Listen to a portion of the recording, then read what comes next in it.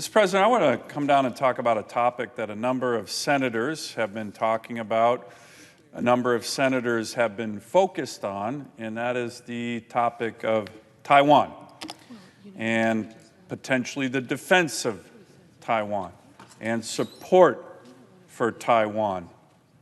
As this body knows, in 1979, the Senate passed a very important bill called the Taiwan Relations Act, very bipartisan bill, and from that time on, the Senate has played a very important oversized role in U.S. relations with Taiwan, and it's always been very bipartisan.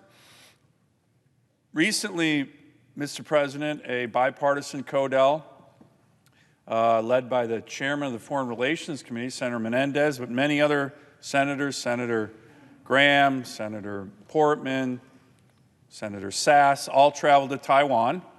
I just got an outbrief from some of those senators, very good meetings. I was part of a bipartisan CODEL about a year ago with Senator Coons and Senator Duckworth, also to Taiwan. And so there's a long tradition in the U.S. Senate in a bipartisan way on all of us working together to address this question. To what degree should we be supporting and defending Taiwan against a very aggressive Chinese Communist Party led by the dictator Xi Jinping? And why does it matter? Why should we all be working together, as we've done for decades here in the United States Senate, Democrats and Republicans, to deter a military invasion of Taiwan? And what is happening in the next few weeks that I want to talk about, Mr. President, because I'm concerned about the direction of the Biden administration, and I think every senator here should be concerned. So I'm going to ask my colleagues to lift up their voices when they talk to the Biden administration on a topic I'm going to mention here in a minute. But why does it matter? Well, this issue of the potential invasion of Taiwan could take place in a few years. The Indo-PACOM commander, a little over a year ago, in front of the Armed Services Committee, opined that the threat of an invasion of Taiwan by an aggressive Chinese Communist Party would manifest itself during this decade. Now I'm quoting him. In fact, in the next 6 years. That was Admiral Davidson, former Indo-PACOM commander. And that's not a lot of time, Mr. President. Here's why I think it matters. Right now, Taiwan is on the front line of freedom in Asia. It's not some peripheral sideshow. It's in many ways central to freedom in that part of the world, like West Berlin was during the Cold War. A violent military takeover of Taiwan by the Chinese Communist Party would be a sea change in how the entire world is ordered. It would change the history of the 21st century in the way that the guns of August of 1914 changed the 20th century. Now, some see the defense of Taiwan and the support that is required from the United States because of the Taiwan Relations Act, again, led by this body. Some see this defense and support of this island democracy as a luxury that we can't afford in an age shaped by great power competition.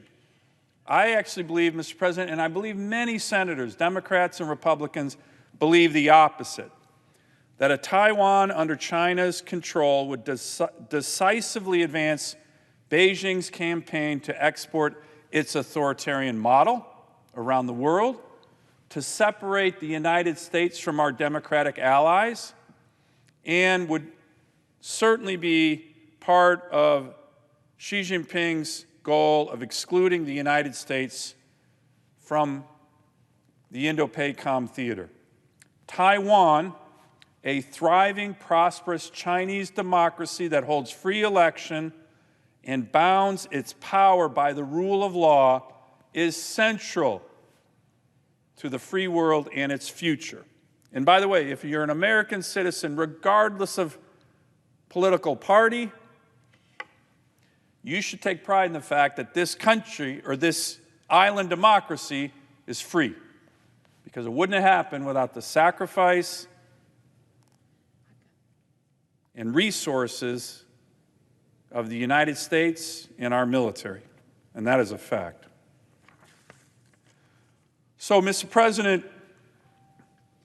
a few months ago, I gave a speech on this topic, and I talked about how when you think of the defense of Taiwan and deterrence, which is what we all want, deterrence, nobody wants a war in the Taiwan Strait, that there are really three layers of deterrence for the island of Taiwan. First is Taiwan's ability to militarily defend itself, the so-called hedgehog approach or porcupine approach. Right here, they are defending themselves, the way the Ukrainians are defending themselves. Senator Roger Wicker had a very good op-ed in the Wall Street Journal today just on that very topic. And we need to make sure Taiwan has that capability. It's in the Taiwan Relations Act that we have that responsibility to defend itself and is undertaking the right approach with regard to military weapons that they are buying from the United States and other places. The second level of deterrence, you see here on this chart, would be America's capability to defend Taiwan militarily should the President of the United States decide to do so if there is an invasion by the Chinese Communist Party. And over several decades, Mr. President, through many different crises in the Taiwan Strait, this layer of deterrence, where the United States has shown up with military force, has proven to be decisive in keeping the Taiwanese people free. And our deep network of allies in the region augments this second level of deterrence. But, Mr. President, there's also a third level of deterrence. And the third level of deterrence is often not discussed. But in many ways, particularly now, it could be more powerful than the first and second level. And that is the level that relates to bringing the instruments of American power beyond our military, such as our global economic and financial strength, to deter China from an invasion. You see this third level, economic and financial sanctions. So, Mr. President, this is exactly what my bipartisan bill, the Stand with Taiwan Act, would do. I'm working with several senators on this bill right now. We've introduced it already, but we're going to recalibrate it, particularly with regard to the lessons learned from Ukraine. But one of those lessons that we learned from the brutal Ukrainian invasion by the Russian dictator Vladimir Putin in Ukraine is that comprehensive economic and financial sanctions have the best chance of deterring a conflict when they are clearly articulated and ready to go before the conflict begins. That wasn't the case in Ukraine, and we'll never know if sanctions that were already teed up and ready to go could have deterred that conflict. So we are trying, with the Stand with Taiwan Act, stands for sanctions targeting aggressors of neighboring democracies, STAND. The whole point of this would be to deter Xi Jinping from making the decision. That third layer of deterrence saying, okay, if you militarily invade Taiwan, here are the massive sanctions that we and our allies are going to hit you with, and they will be devastating. So, Mr. President, this bill makes it clear that we should be engaging with Taiwan economically across the board in many sectors.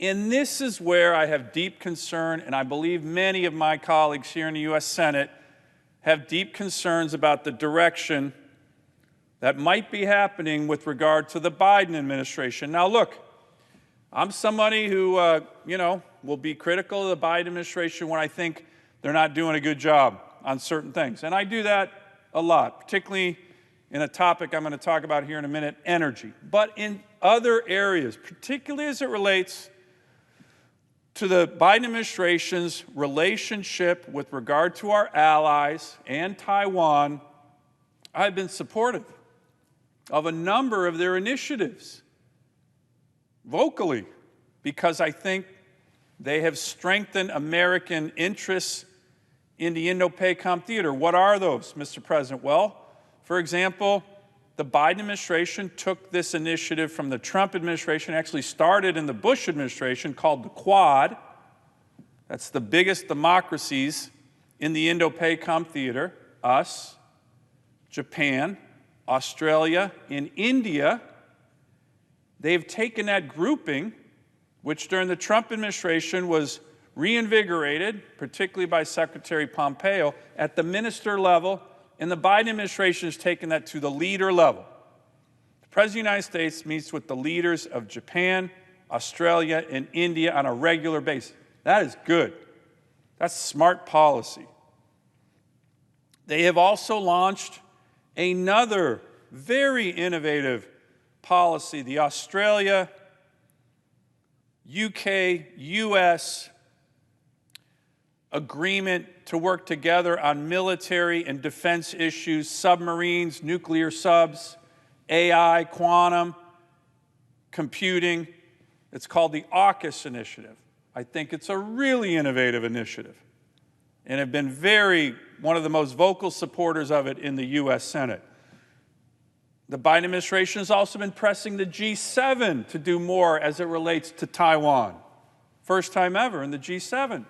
That's a good initiative. So in a lot of these areas, Mr. President, I've been supportive. So what am I concerned about? This is a concern I have, but it should be a concern that every senator has. The administration is getting ready to announce what they're calling the Indo-Pacific Economic Framework. This is going to focus on more economic engagement with our allies and other countries in the Indo-PACOM theater. Okay, I support that in general. We'll see what the details are. But right now, Mr. President, that initiative, which we need in terms of an initiative with regard to economics and other elements of connectivity with our allies in the region, appears to be on the verge of missing two critical factors. Number one, and the real purpose of what I wanted to talk about, right now we are hearing from administration officials that the Indo-Pacific Economic Framework is going to exclude Taiwan. Whoa. Whoa. That would not be a good thing. And I don't think many U.S. senators, Democrats or Republicans, would agree that the Biden administration's first big economic initiative is going to exclude Taiwan, a very important economic player, very important technical player in terms of chip fabrication. Why would they do that? Well, Mr. President, it's not clear. And I've been pressing a number of Biden administration officials saying, you can't make that move. A, the Senate's not going to like it. And we've had a lot to say about U.S. relations with Taiwan for decades. And B, it just doesn't make sense. Now, some of the things that I've heard is, well, there's this argument that trade is really not national security, so it doesn't relate to Taiwan. Well, that's not correct. Trade and economic issues are clearly national security issues as it relates to our country, as it relates to our allies. And the other thing I've heard, Mr. President, is that, well, some of the other countries in the Indo-Pacific framework don't really want Taiwan in it. Again, we're the United States. We are the leader in that part of the world. If another country is saying, hey, I don't want Taiwan in it, I think we need to politely tell them that too bad. They're going to be. So I'm primarily giving these remarks right now to let all of my Senate colleagues, many of whom, Democrats and Republicans, I know care about this issue. I've been trying to raise the alarm with the administration saying, bad idea. If your big first economic initiative for the Indo-PACOM theater is not going to include Taiwan, I hope other colleagues of mine will do the same. And let me give you one final area, Mr. President, that this administration should be focused on as it relates to our partners in the region, and that is energy. That is energy. We have so many opportunities to do more with our allies, of course in Europe, but also in Asia as it relates to energy. I put forward legislation called the Quad Energy Initiative that would be an initiative dealing with the export and importation of LNG. Think about the Quad. The United States and Australia, two of the biggest exporters of LNG. Japan, probably the world's biggest importer, and India, who wants to be, to help their economy, to help their environment. This is something else I've been pressing this administration on.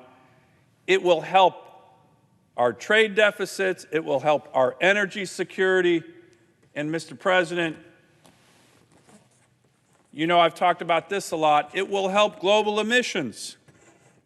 The United States right now, since 2005, has been the leader in reducing global greenhouse gas emissions. Right there.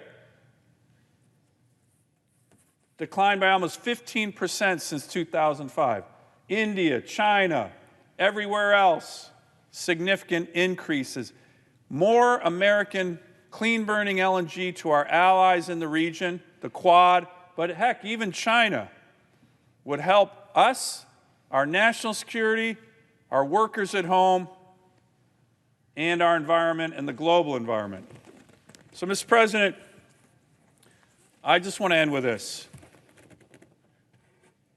I hope all my Senate colleagues in the next couple days can reach out to the Biden administration and say, look, on a number of initiatives, the Quad, AUKUS, you have been going in the right direction and you have strong bipartisan support. But the Indo-PACOM economic framework led by the United States, if it's leaving out Taiwan, that's going to be a huge problem. And I don't think many U.S. senators think that that would be a good idea. Given our long history of leading in a bipartisan way on issues related to Taiwan, I'm asking my colleagues to also reach out to the administration and say, there has to be a better way. We cannot economically isolate and forget about Taiwan when we need to be supporting them now more than ever. I yield the floor.